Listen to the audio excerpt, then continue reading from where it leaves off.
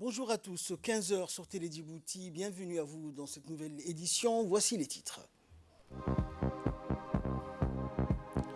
Promotion du développement du tourisme dans les régions de l'intérieur, c'est ainsi qu'une délégation conduite par le ministre du Commerce et le ministre de la Décentralisation s'est rendue dans la région d'Arta. Et dans l'actualité internationale santé, l'épidémie d'Ebola dans l'Équateur serait sous contrôle selon l'Organisation mondiale de la santé.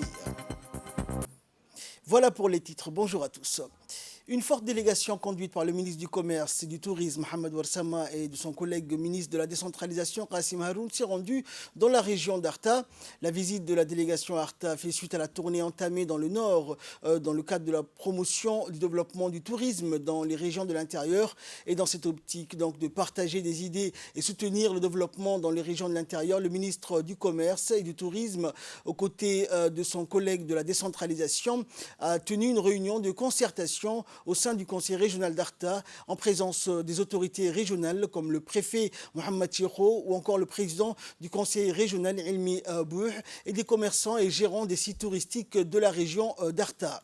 Et plusieurs notables et locaux et responsables et élus de la région d'Arta ont pris part également à cette réunion qui a été présidée par le ministre du Commerce et le ministre de la Décentralisation.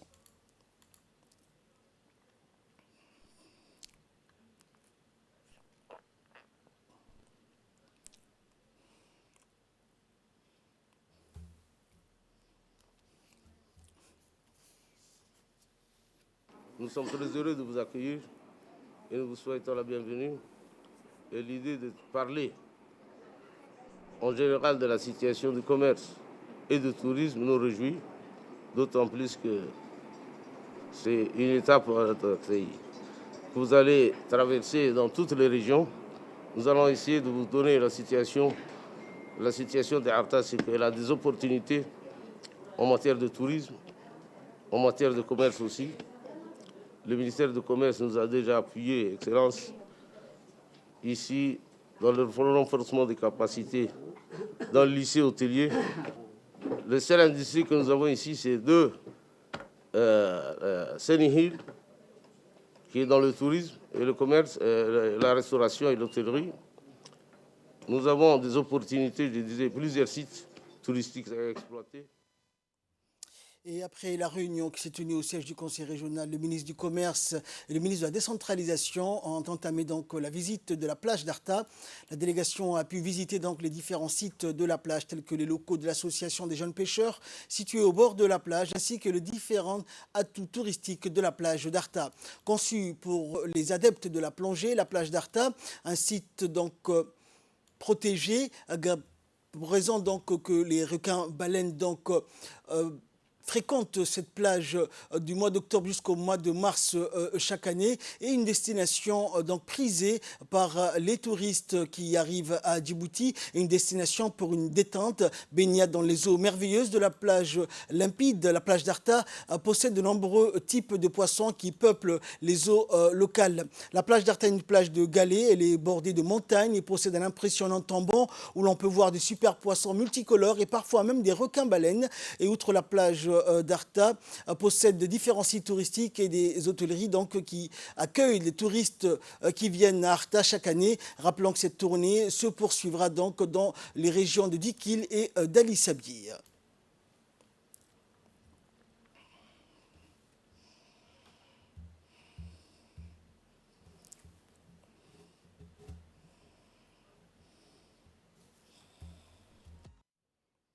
Et à l'issue donc des visites des différents sites touristiques de la région d'Arta, notre équipe qui a couvert cet événement a pu également recueillir les impressions des membres du gouvernement. Le ministre de la Décentralisation, Qassim Haroun, a indiqué donc dans son interview que le développement du tourisme dans les régions fait partie de la politique de la décentralisation et s'est réjoui d'accompagner son collègue du tourisme. On l'écoute.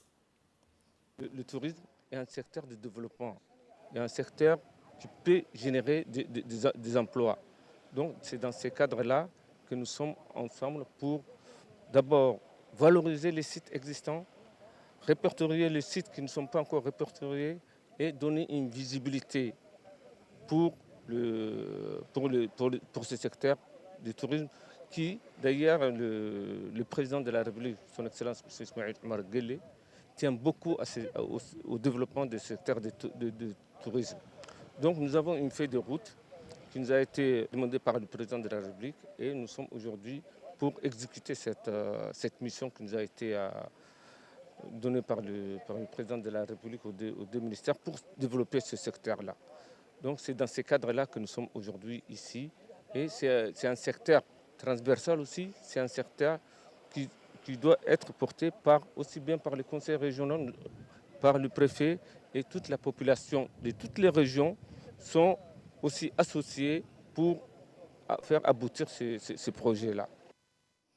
Et de son côté, le ministre du Commerce et du Tourisme qui conduisait cette délégation nous a donné ses impressions concernant sa tournée effectuée à Arta. Il s'est réjoui de l'accueil que les Artaouis lui ont réservé à lui ainsi qu'à la délégation qui l'accompagne. C'est toujours dans cette poursuite que nous sommes actuellement à Arta. Arta qui est la région qui est au cœur de notre stratégie de développement du secteur du tourisme.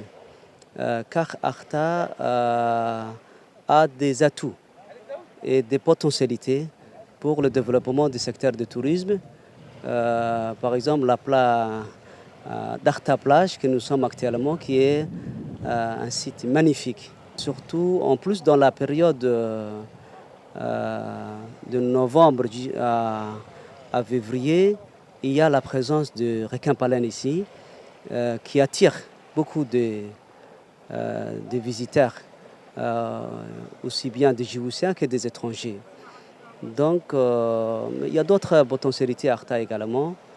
Donc, nous avons également discuté avec les autorités de la région comme le préfet, le président du conseil régional, mais également le OCAL et tout, pour apprécier leurs attentes pour le développement du secteur du tourisme. Donc voilà, notre objectif, c'est associer la population, les autorités des régions, les programmes de développement que les deux ministères ont initiés pour développer le secteur du tourisme. En marge de la tournée également, on rencontre les commerçants pour les écouter et prendre leur doléance et préparer des réponses appropriées. Voilà, j'ai fort espoir.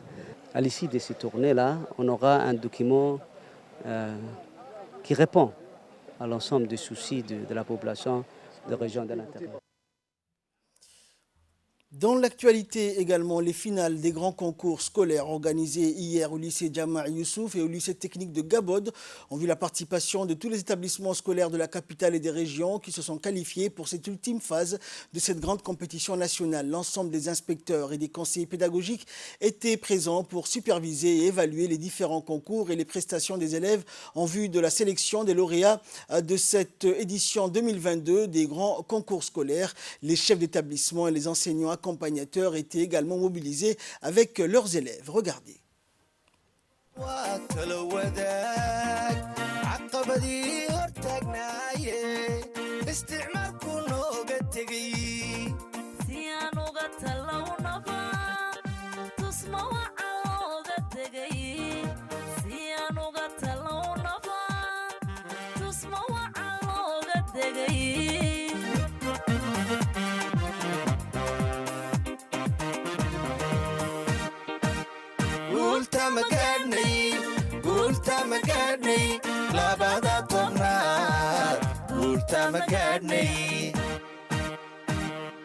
horumarka tacliinteena guultama weeye taariikhda labatanka guultama weeye tacaabiyo hawlo galay guultama weeye wuxuu tarayo gaashu taariikhda umarage wuxuu taray ismaaciil guultama weeyaan guultama gaadhnay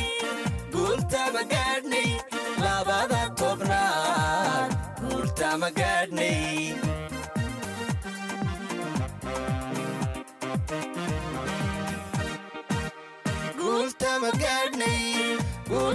gaadhnay labada tobnaad guultama gaadhnay horumarka tacliinteena guultama weeye taariikhda labaatanka guultama weeye tacaabiyo hawlo galay guultama weeye wuxuu tarayo gaasho taariikhda umarage wuxuu taray ismaaciil guultama weeyaan.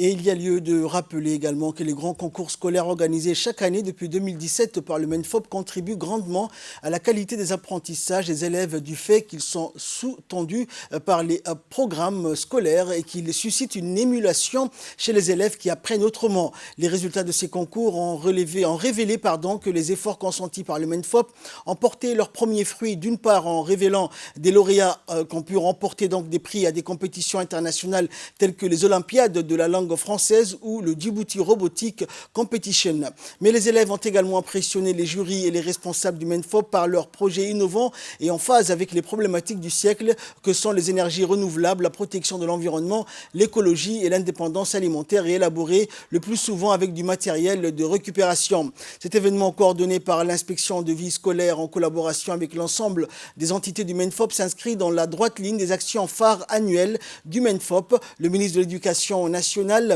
félicite donc les lauréats, toutes les personnes qui ont pris part à cet événement ainsi que les organisateurs.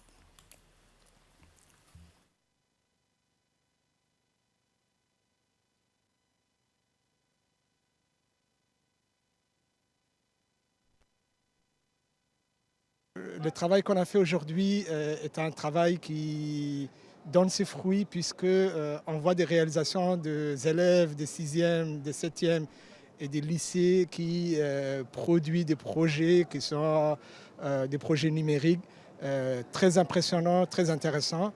Là, j'ai fait partie du jury du groupe de lycée et un élève de seconde présente un programme de création de sites web avec des langages HTML et CSS. Et ça, ce sont des programmes au niveau de l'université qu'on les fait à l'initiation en 2e année pour vous dire que le travail qui a été fait dans le domaine numérique prend une ampleur très importante et très intéressante au niveau du collège et du lycée.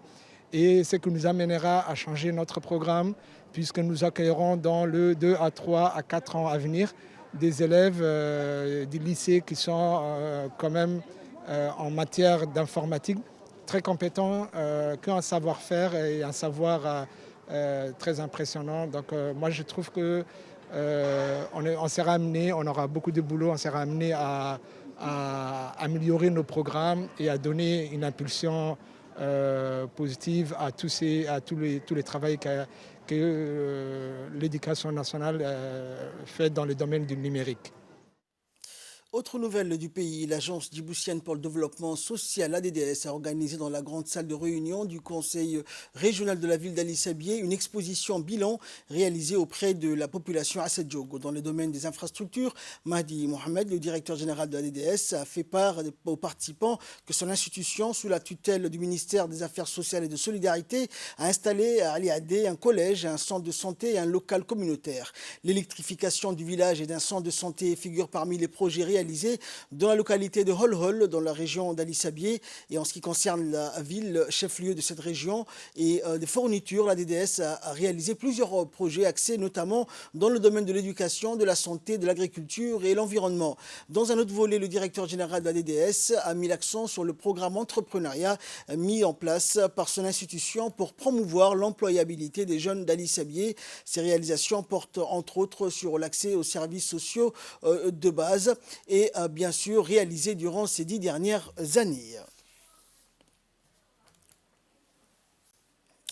Direction Tadjoura, lancement donc de la deuxième phase des activités de vaccination contre la Covid-19, un événement qui a vu la participation des autorités de la région comme le préfet, le vice-président du conseil régional, des responsables du ministère de la Santé ainsi que des personnels de l'OMS. La réunion a été tenue avec le local, des quartiers, les femmes, les responsables des services déconcentrés et les femmes notamment engagées. Et durant la réunion, différents intervenants ont mis l'accent sur la nécessité de se faire vacciner afin de mettre fin à cette pandémie qui dure depuis plus de 3 ans maintenant.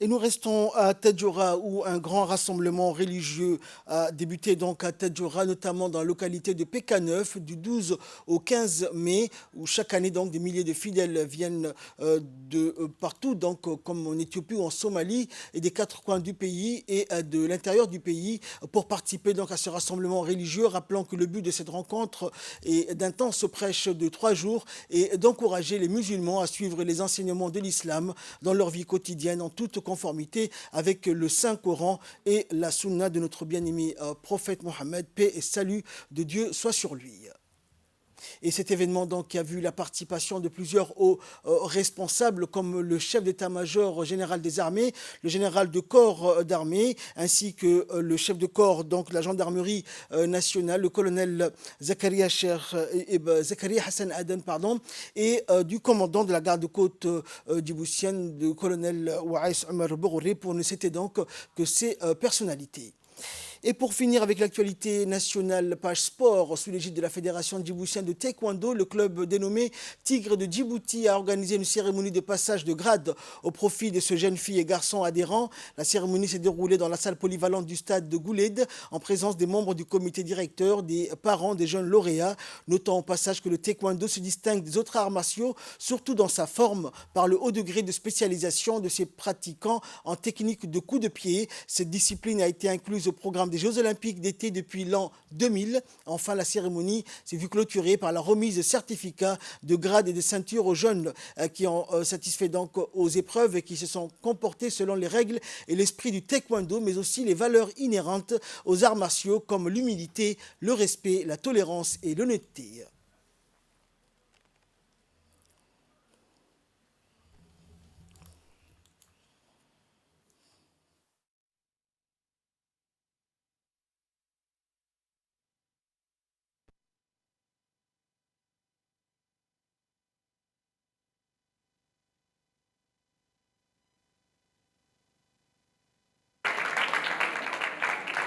Je m'appelle Seth Loiseau.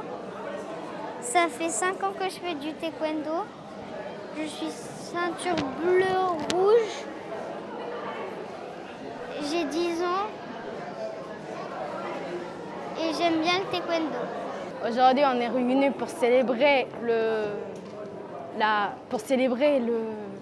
remise de ceinture. Donc, je fais partie, j'ai pris le ceinture jaune. Je suis vraiment contente de faire partir du club Eagle. Je remercie mes enseignants de m'avoir appris, de m'avoir enseigné, de m'avoir emmené jusqu'ici. J'aimerais bien être parmi les gens que les enseignants seront fiers d'eux. Et là, nous passons à l'actualité internationale. En santé, l'Organisation mondiale de la santé se dit confiante sur la suite de l'épidémie d'Ebola dans la province de l'Équateur. L'épidémie s'est déclarée il y a peu, plus de 2 semaines, dans la ville de Mbadaka, chef-lieu de la province de l'Équateur, et a fait 3 morts jusqu'à présent. Mais selon le docteur Mori Keita, responsable de la réponse à l'épidémie à l'OMS sur place, il n'y a pas eu de nouveaux cas depuis le 4 mai, ce qui est encourageant. En 4 ans, le virus est apparu à 3 reprises dans cette province. La dernière flambée remonte à près de 2 ans, en novembre 2020. L'analyse de la séquence génétique avait conclu qu'elle était de souche distincte de celle apparue entre mai et juillet 2018. Et nous finissons en sport cette édition Ligue des champions africaine. Al-Ahli la passe de 3. Al-Ahli reste invincible en Ligue des champions. Les hommes de Pisto Moziman atteignent la finale pour la 3e saison de rang. Samedi, hier donc, ils ont ramené un nul 2 buts partout d'Algérie après avoir surclassé Sétif au match aller 4-0. Al-Ahli remporte 6-2 sur l'ensemble des 2 matchs avec le Sud-Africain Persito impliqué sur chacune de ces 6 réalisations. L'ancien joueur d'Anderlecht sera l'un des atouts des Égyptiens pour conquérir un 11e titre continental le 30 mai prochain à Casablanca face au Wydad. C'est tout pour cette édition. Merci de l'avoir suivi. Restez avec nous. Le programme continue sur Télé Djibouti.